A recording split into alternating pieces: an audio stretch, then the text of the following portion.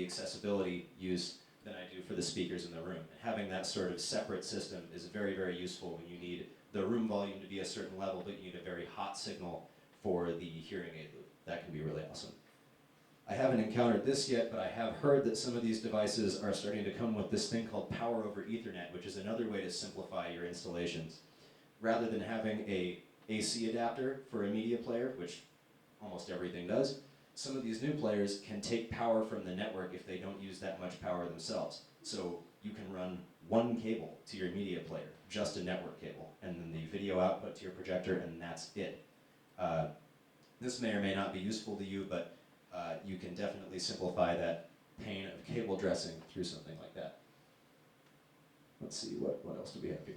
These devices are also really cool for interactivity, and that seems to be a thing that artists love these days. They love interactive multimedia, and so do curators and exhibition designers. They want people to be able to select interview 1 or interview 3 on the fly. These devices are really good for that. You can do things like build custom button panels or custom motion sensors to trigger playback of files when people are in the room or when someone wants to watch a particular video. They're really good for that. Very, very useful. Let's see, what else do we have here? Another thing that I keep seeing, I've seen this at the Fry and a couple of other places. People are really trying, museums are really trying these days to engage younger people through social media.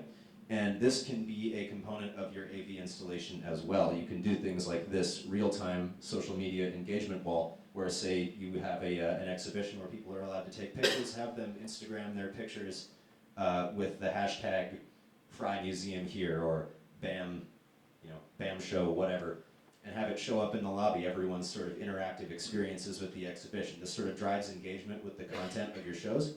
So, young people that want to have a selfie in front of a statue can totally do that and have it show up in the front of the museum. Kind of cool. This one is at the World Economic Forum in Davos, so obviously a little higher budget than most of what we're dealing with, but still very cool. And I think that's about it. Any questions?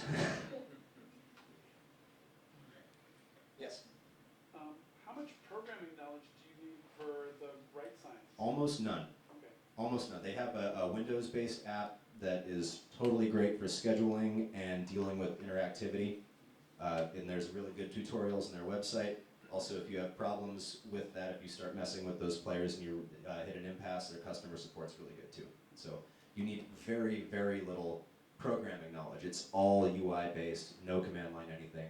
It's very, very simple.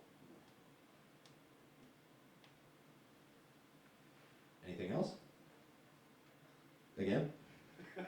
On a totally, just like a day-by-day thing, do you find that they're any less buggy than the WD players? So far, they are much less buggy. Ah. Yeah, so far they are incredibly stable, have given me no problems at all. That they've worked right out of the box without any problems. And much less, I'm sure you've dealt with this when you plug in a Western Digital Media player, you plug your USB stick in, you start the thing up, you go through a couple of presses on the remote to get the thing to start playing. With the BrightSign player, if you have a compatible file on a SD card or a memory stick, plug it in, turn it on, it starts playing. And it'll play it on a loop until you tell it to do something else. The one downside to them versus the WD player is that they don't have remotes by default. At least the ones that we have don't.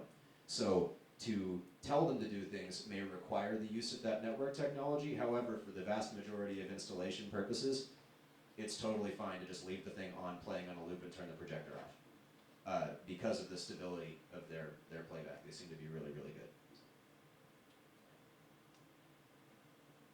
Any other questions? No, thank you very much.